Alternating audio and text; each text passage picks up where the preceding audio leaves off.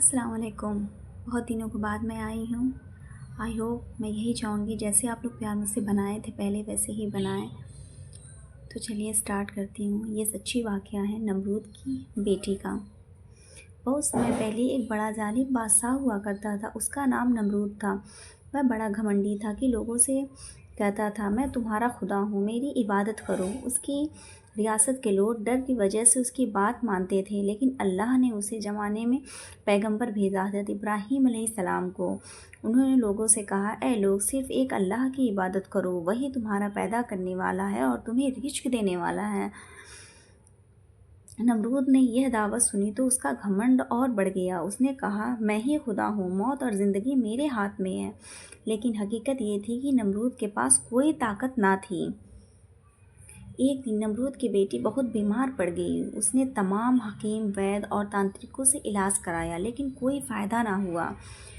بیمار پڑتی گئی، یہاں تک کہ وہ موت کے کگار پر آ پہنچی۔ بیٹی نے نمرود سے کہا ابا، اگر آپ ہی خدا ہو تو مجھے شفا کیوں نہیں دے دیتے؟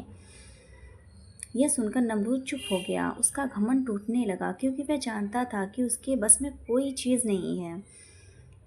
لوگوں نے نمرود کو صلاح دی اگر واقعی چاہتے ہو کہ بیٹی ٹھیک ہو جائے تو ابراہیم علیہ السلام کے پاس لے جاؤ، وہ اللہ کے نبی ہیں، ان کی دعا سے شفا مل سکتی ہے۔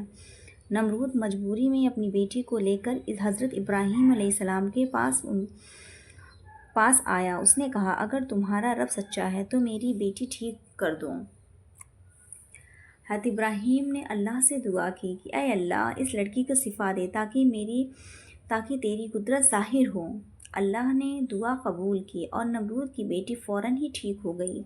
اس کے چہرے پر روشنی اور جسم میں طاقت آ گئی۔ بیٹی کا ایمان۔ جب بیٹی ٹھیک ہو گئی تو اس نے سب کے سامنے اعلان کیا میں گواہ دیتی ہوں کہ ابراہیم کا رب ہی اصلی خدا ہے، میں اسی پر ایمان لاتی ہوں۔ لیکن نمرود کا گھمنڈ پھر بھی نہ ٹوٹا۔ وہ ضد میں آ کر بولا میں پھر بھی خدا ہوں۔ اس نے حق کے ماننے سے انکار کر دیا۔ چلیے لے کر آؤں گی نئی اسٹوری کے ساتھ، تب تک کے لیے اللہ حافظ۔